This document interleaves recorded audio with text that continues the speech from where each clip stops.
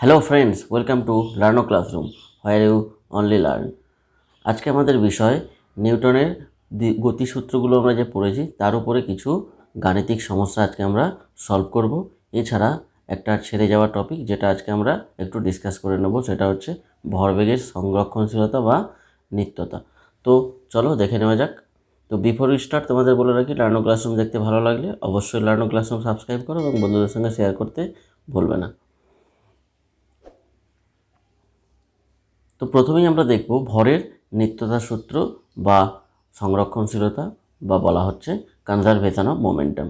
তো ভরের নিত্যতা সূত্র বা সংরক্ষণশীলতা বলতে কি বলা হচ্ছে না, বলা হচ্ছে ধরো দুটো বস্তু, তাদের মধ্যে সংঘর্ষ হলো, তাহলে এই সংঘর্ষ হওয়ার আগে তাদের মধ্যে একটা গতিবেগ ছিল, সেই গতিবেগে একে অপরকে তারা ধাক্কা মারলো, ধাক্কা মারার পরে তাদের গতিবেগ হয় বেড়ে যেতে পারে বা কমে যেতে পারে, কিছু একটা পরিবর্তন হয়েছে, ঠিক আছে। কারণ ভরের নিত্যতা অনুযায়ী বস্তুর সংঘর্ষের পরে বস্তুর ভর চেঞ্জ হবে না, বস্তুর ভর সেমই থাকবে। এটা যদি 1 কিলোর হয় 1 কিলোই থাকবে, এটা যদি 3 কিলোর হয় এটা 3 কিলোই থাকবে, কিন্তু এদের গতিবেগের পরিবর্তন হবে, ঠিক আছে। তো বেগের যেহেতু পরিবর্তন হচ্ছে, সেহেতু ভরবেগেরও পরিবর্তন হবে, কারণ ভরবেগ হচ্ছে ভর আর বেগের গুণফল। তো এখানে দেখো দুটো বস্তু m1 আর m2, দুটো বস্তুর ভর m1 m2, তারা u1 আর u2 গতিবেগে আছে। কখন না, বিফোর কলিশন, সংঘর্ষের আগে। এখন তারা একে অপরকে ধাক্কা মারলো, এইখানে অ্যাক্সিডেন্ট হয়েছে, সংঘর্ষ করেছে। সংঘর্ষ করার পরে তাদের দুজনের গতিবেগ পরিবর্তন হয়ে v1 আর v2 হয়ে গেছে। তাহলে এই সংঘর্ষের আগে এদের যে টোটাল সম্মিলিত ভরবেগ ছিল, সংঘর্ষের পরে এদের দুজনের সম্মিলিত ভরবেগও তাই হবে। অর্থাৎ দুটো বা তার বেশি বস্তুর যদি সংঘর্ষের আগে বস্তুগুলোর যা ভরবেগ ছিল, সংঘর্ষের পরেও তাই ভরবেগ থাকবে। এটাই হচ্ছে ভরবেগের সংরক্ষণশীলতা বা নিত্যতা। অর্থাৎ সংঘর্ষের আগে হোক বা পরে হোক, ভরবেগের পরিবর্তন হবে না। যদিও বেগের পরিবর্তন হয়ে থাকে, তো আলটিমেট ভরবেগ ইকুয়ালি থাকবে। সেই জন্য বলা হচ্ছে m1 আর m2 দুটো যদি বস্তু, তারা যদি প্রাথমিক u1 আর u2 বেগ নিয়ে চলে এবং সংঘর্ষের হয়, তারপরে সংঘর্ষের পরে তাদের v1 v2 বেগ যদি হয়, তাহলে ভরবেগের নিত্যতা অনুযায়ী তাদের প্রথমের দুজনের যে সম্মিলিত ভরবেগ সেটা কত হবে, এটা m1 এটা u1, তাহলে m1 u1, এটা m2 u2, তাহলে m1 u1 plus m2 u2 equal to m1 v1 plus m2 v2। তো এটাই হচ্ছে ইকুয়েশন। এই ইকুয়েশনটা দিয়ে আমরা কিছু গাণিতিক সমস্যাও সমাধান করব। তো চলো দেখে নেওয়া যাক। পরে কি বলা হচ্ছে, কিছু জরুরি সূত্র, যে সমস্ত সূত্রগুলো আমরা নিউটনের গতিসূত্র সম্পর্কে পড়েছি, যেগুলো গাণিতিক সমস্যা সলভ করতে কাজে লাগতে পারে। যেমন হচ্ছে নিউটনের দ্বিতীয় গতিসূত্র অনুযায়ী পি ইজিক্যাল টু mv, যেখানে বলা হচ্ছে পি হচ্ছে ভরবেগ, তাহলে এম আর ভি কি, ভর আর বেগ, ঠিক আছে। আর F equal to M A, F কি, প্রযুক্ত বল, ফোর্স।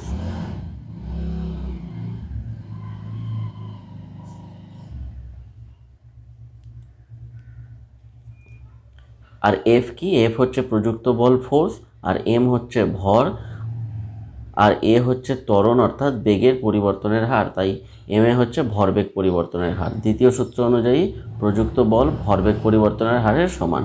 ওকে, তো আমরা এই সমস্ত সূত্রগুলো কাজে লাগিয়ে আমরা আজকের কিছু গাণিতিক সমস্যা নিয়েছি, সেই সমস্ত গাণিতিক সমস্যাগুলোকে সলভ করব, ঠিক আছে। তো চলো প্রথমেই দেখে নেওয়া যাক আজকের প্রথম প্রশ্ন। তো প্রথম প্রশ্নটা কি বলছে দেখো, তোমরা বোর্ডে নিচের দিকে দেখতে পাচ্ছ, 10 গ্রাম ভরের একটি বুলেট বন্দুক থেকে 1 কিলোমিটার পার সেকেন্ড বেগে গুলি করা হলো। বুলেটটি কাঠের ভেতর 3 সেমি পর্যন্ত প্রবেশ করে থেমে গেল। বন্দুকের ভর 50 কেজি হলে বন্দুকের পশ্চাৎ বেগ কত? তাহলে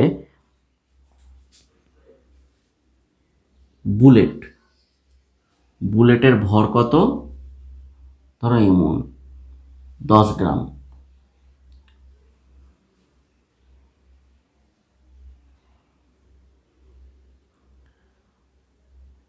1 কিলোমিটার পার সেকেন্ড বেগে গুলি করা হয়েছে, তাহলে বুলেটের বেগ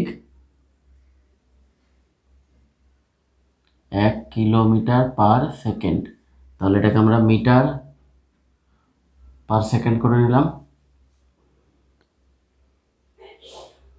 3 সেন্টিমিটার কাঠের ভিতরে প্রবেশ করেছে, বন্দুকের ভর 50 কিলো। এখন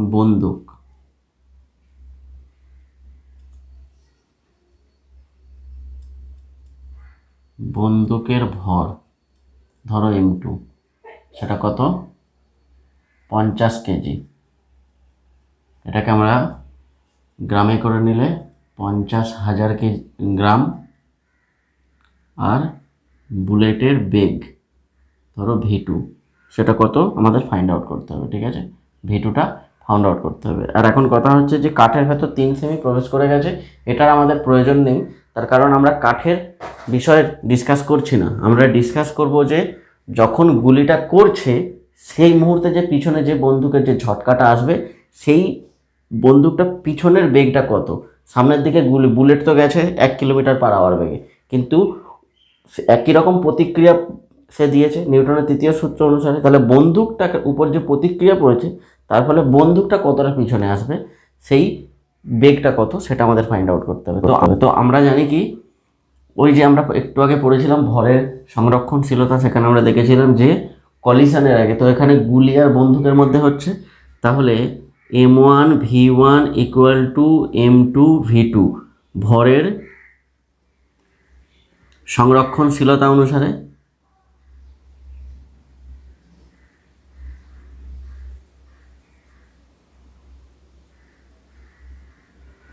ঠিক আছে, তাহলে কত? 10। V1 কত? 1000। M2 কত? 50,000। 50,000, 4টে জিরো, হ্যাঁ। আর V2 জানি না। তো দেখো এদিকে কটা জিরো আছে? 3টে জিরো, 3টে জিরো কেটে গেল, এখানে একটা জিরো, একটা জিরো কেটে গেল, তাহলে রইল কত? V ইকুয়াল টু এদিকে 1, এদিকে 5, তো 5টা নিচে চলে এলো 1-এ, তাহলে V2 equal to 1/5 equal to 0.2। 0.2, তাহলে কি এটা কি হলো? V2 বেগ, তাহলে মিটার পার সেকেন্ড। তাহলে বন্দুকটার বেগ কত হয়েছে? 0.2 মিটার পার সেকেন্ড। ওকে, দেখো পরের নেক্সট কোশ্চেন। দেখো তোমরা বোর্ডে দেখতে পাচ্ছ 180 কিলোর একটি বাইক 4.5 মিটার পার সেকেন্ড ত্বরণ সৃষ্টি করতে কত বল প্রয়োগ করতে হবে? তাহলে 180 কিলোর একটা বাইক, তার মধ্যে 4.5 মিটার পার সেকেন্ড স্কোয়ার ত্বরণ সৃষ্টি করা হচ্ছে, তাই তো? তাহলে কতটা বল প্রয়োগ করতে হবে? তো চলো দেখো। তো আমরা কি দেখলাম না, বাইকের ভর M কত? 180 কেজি, তাই তো? আর তার মধ্যে যে ত্বরণটা সৃষ্টি করতে হবে সেটা কত? 4.5 মিটার পার সেকেন্ড স্কোয়ার। আর কতটা বল প্রয়োগ করতে হবে? প্রযুক্ত বল সেটা F, সেটা ফাইন্ড আউট করতে হবে, তাই তো? তো নিউটনের দ্বিতীয় সূত্র অনুযায়ী আমরা কি লিখতে পারি? F equal to ma। হ্যাঁ, তাহলে F ইকুয়াল টু M কত? 180, এ কত? 4.5 মিটার পার সেকেন্ড স্কোয়ার, তাহলে কত হলো? KG metre per second square. তাহলে এটাকে মাল্টিপ্লাই করলে কি হবে? দেখো এখান থেকে যদি আমি 2 নিয়ে নিই, তাহলে এটা 2 নিয়ে নিলে এটা অর্ধেক হয়ে যাবে, 90 হয়ে যাবে। আর এই 2টা দিয়ে একে মাল্টিপ্লাই করে দিলে এটা 9 হয়ে যাবে। এখন 9 81, 810। বোঝা গেল মাল্টিপ্লাই করাটা কত ইজি। এর সঙ্গে যদি আমি 45-এর সঙ্গে 18 মাল্টিপ্লাই করতে যাই টাইম বেশি লেগে যেত, তো আমরা 4.5কে 9 বানিয়ে নিলাম, আর এটাকে হাফ করে দিলাম, দিয়ে 981 হয়ে গেল। তাহলে কেজি মিটার পার সেকেন্ড স্কোয়ারকে আমরা কী বলি? নিউটন। তাহলে 810 নিউটন বল প্রয়োগ করতে হবে। ঠিক আছে, চলো দেখো পরের নেক্সট কোয়েশ্চেন। বোর্ডে তোমরা দেখতে পাচ্ছ কি বলছে না, 1.5 কেজি ভরের একটি বন্দুক থেকে 5 গ্রাম ভরের একটি বুলেটকে গুলি করা হলে বন্দুকের পশ্চাৎবেগ 1.5 মিটার পার সেকেন্ড হয়, বুলেটটির গতিবেগ কত? তাই তো, দেখো অনেকটা 1 নম্বর প্রশ্নের মতোই এটা। তাহলে এখানে বন্দুকের ভর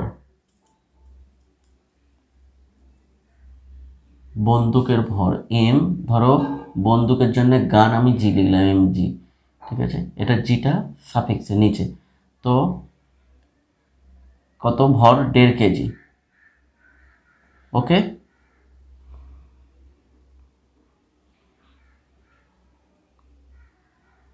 বন্দুকের পশ্চাৎবেগ কত? পশ্চাৎ বেগ ধরো ভি জি, বন্দুক যেহেতু গান, 1.5 মিটার পার সেকেন্ড।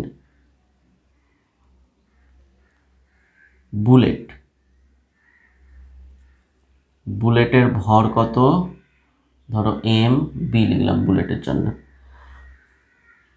5 গ্রাম।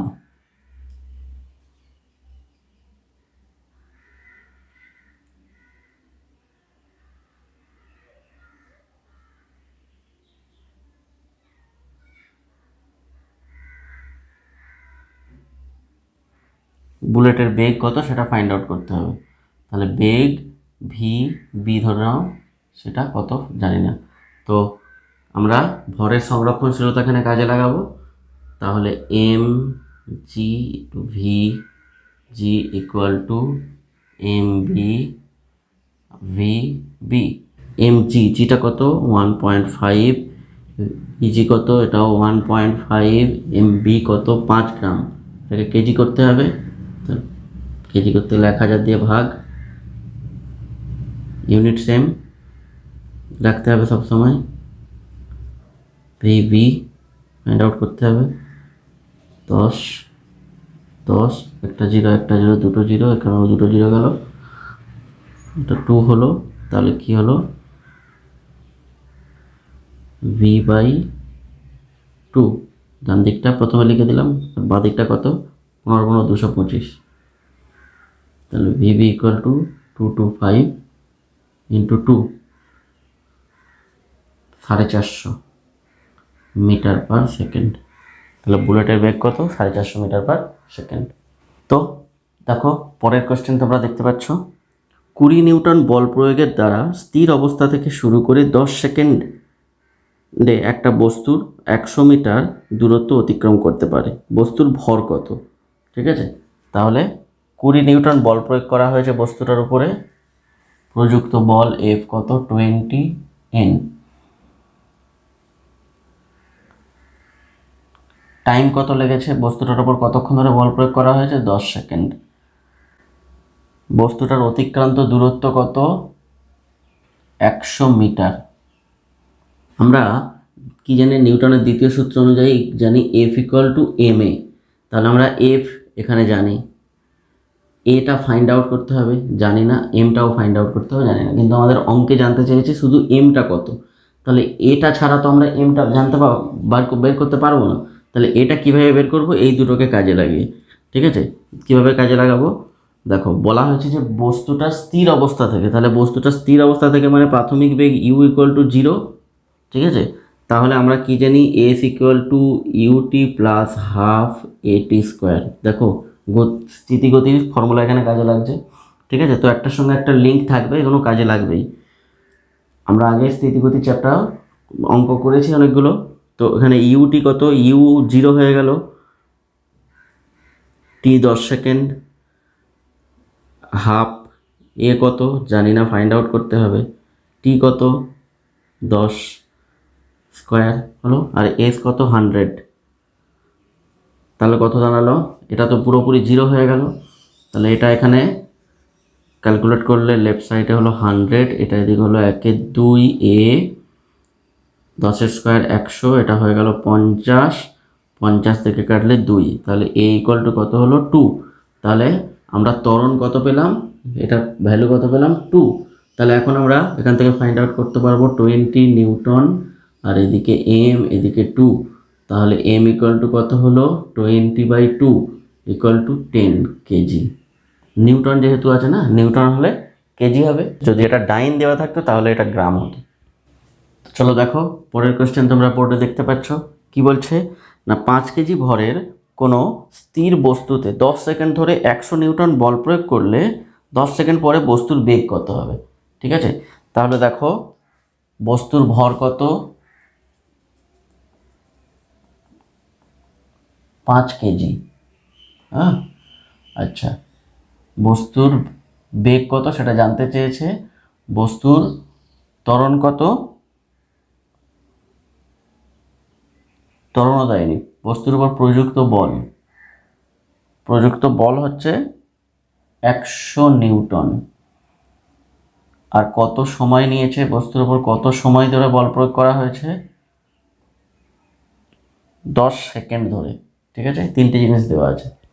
তোমাদের ফাইন্ড আউট করতে হবে বস্তুর বেগ কত, বস্তুর বেগ ভি কত, বল এফ, সময় টি, বস্তুর বেগ ভি কত জানতে চেয়েছে। তো দেখো এখান থেকে আমরা কি পারি, এই দুটো ভর আর বেগের মধ্যে, এই প্রযুক্ত বল আর বেগের মধ্যে সম্পর্ক নিউটনের দ্বিতীয় সূত্র এফ ইকুয়াল টু এম এ। এখান থেকে আমরা ত্বরণ পেয়ে যাব, কারণ এম জানি, এফ জানি। এফ কত, 100 নিউটন, আর এম কত, 5 কেজি। যেহেতু নিউটন আছে 5 কেজিতেই থাকবে 5 তাহলে এ ইকুয়াল টু কত হলো, 100/5, 20 কি, মিটার পার সেকেন্ড স্কোয়ার। ত্বরণ মিটার পার সেকেন্ড স্কোয়ার হবে। এবারে আমাদের কি ফাইন্ড আউট করতে হবে, বেগ কত। আমরা স্থিতিগতির ফর্মুলা লাগাবো, অন্তিম বেগ সমান কি, প্রাথমিক বেগ প্লাস ত্বরণ ইন্টু সময়, v equal to u plus a t. তো ইউ কত, দেখো স্থির অবস্থায় প্রয়োগ করা হয়েছিল বলেছিল, তাহলে ইউ হচ্ছে প্রাথমিক বেগ 0, তাহলে এটা 0 হলো। এ কত ফাইন্ড আউট করলাম 20, আর টি কত, 10 সেকেন্ড ধরে বল প্রয়োগ করা হয়েছে, তাহলে 200, তাহলে অন্তিম বেগ হবে 200 মিটার পার সেকেন্ড। ওকে, তো দেখো পরের প্রশ্ন তোমরা বোর্ডে দেখতে পাচ্ছ, 700 কেজি ভরের একটি গতিশীল ট্রাক 20 মিটার পার সেকেন্ড বেগে 1300 কেজি ভরের একটি স্থিতিশীল ট্রাককে ধাক্কা মারে ও ট্রাক দুটি মিলিত অবস্থায় সামনের দিকে চলতে শুরু করে। ঠিক আছে, ট্রাক দুটির মিলিত বেগ কত। তাহলে দেখো দুটো ট্রাক, একটা ট্রাক 1 আর একটা ট্রাক 2। ট্রাক 1-এর ভর কত, এম কত, M1 700 কেজি। ঠিক আছে, আর ট্রাক 2-র ভর কত, 1300 কেজি। প্রথম ট্রাকটা কত গতিশীল, বেগ কত ছিল, 20 মিটার পার সেকেন্ড বেগে, তাই তো। তাহলে এর বেগ ছিল 20 মিটার পার সেকেন্ড। দ্বিতীয় ট্রাকটার স্থিতিশীল ট্রাককে ধাক্কা মারে, তার মানে দ্বিতীয় ট্রাকটার প্রাথমিক বেগ ইউ ছিল, যেটা 0 ছিল, পরে সেটা ওর সঙ্গেই চলতে শুরু করেছে। মানে প্রথম ট্রাকটা গিয়ে দ্বিতীয় ট্রাককে যখন ধাক্কা মেরেছে, তখন দুটো ট্রাক একসঙ্গেই সামনে যাচ্ছে। ঠিক আছে, তো দ্বিতীয় ট্রাকটার বেগ কত সেটা আমাদের ফাইন্ড আউট করতে হবে। তো এখন দেখো প্রথম ট্রাকটা M1 এই 700 কেজি ভরের এই স্পিডে যাচ্ছে। ঠিক আছে, আর দ্বিতীয় ট্রাকটা স্থির অবস্থায় ছিল, তার মানে তার প্রাথমিক বেগ 0 ছিল। এর প্রাথমিক বেগ কত, এটা আচ্ছা প্রাথমিক বেগ এটাকে আমরা U1 করে দিই, আর এটাকে U2 করে দিই। ঠিক আছে, তো এর প্রাথমিক বেগ এইটা, আর অন্তিম বেগ, এর প্রাথমিক বেগ ইউ হচ্ছে, স্থির অবস্থায় ছিল 0, ধাক্কা মারার পরে যে বেগটা হবে সেইটা এর অন্তিম বেগ হবে V1। এখন এর অন্তিম বেগ যা হবে, এর অন্তিম বেগও তাই হবে। তাহলে এরটাও অ্যাকচুয়াল V1 আর V2 তাহলে কী হয়ে যাবে, ইকুয়াল হয়ে যাবে, কারণ দুটো মিলিত অবস্থায় যাচ্ছে, মানে একই গতিবেগে যাবে। তো তাহলে এখানে আমরা বলতে পারি V2 হচ্ছে V1। ঠিক আছে, V2 হচ্ছে V1, কারণ দুটো একই সঙ্গে যাচ্ছে। দুটো যদি দুদিকে চলে যেত তাহলে আলাদা আলাদা গতিবেগ হতো, দুটো একই সঙ্গে একটা আরেকটাকে ঠেলে ঠেলে নিয়ে যাচ্ছে। তো দেখো আমরা ভরের নিত্যতার সূত্র যদি এখানে লাগাই, তাহলে আমরা কি পাচ্ছি না, M1 U1 plus M2 U2 equal to M1 V1 plus M2 V2, তাই তো। তাহলে M1 U1 কত, 700 কেজি ছিল, 20 মিটার পার সেকেন্ড স্পিড ছিল। পরে M2 কি, 1300 কিলো, আর U2 0। M1 কত, 700 কিলো। V1 কত, V1 তো জানি না, এটাই ফাইন্ড আউট করতে হবে। V1টাই হচ্ছে কলিশনের পরের গতিবেগ। আর M2 কত, 1300। V2 কত, V2 হচ্ছে V1, তাহলে এটা কত হলো, 1400 প্লাস 0, এটা 0 হয়ে গেল।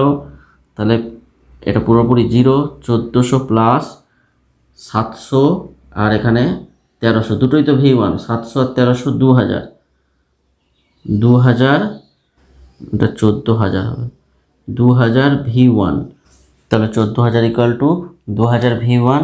এখান থেকে আমরা কি লিখতে পারি, V1 ইকুয়াল টু 14000 বাই 2000, 3 0 গেল, 14/2 7 মিটার পার সেকেন্ড। তাহলে V2 বা V1 কী হলো, মানে কলিশনের পরে দুজনেরই বেগ কী হলো, 7 মিটার পার সেকেন্ড। ওকে, তো আশা করি আজকের ভিডিওটা তোমাদের ভালো লেগেছে। যদি ভালো লাগে অবশ্যই বন্ধুদের সঙ্গে শেয়ার করতে ভুলবে না এবং লাইক এবং কমেন্ট করতে ভুলবে না। তো রান্ডো ক্লাসরুমের সঙ্গে জুড়ে থাকো। থ্যাঙ্কস ফর ওয়াচিং, দেখা হচ্ছে নেক্সট ভিডিওতে।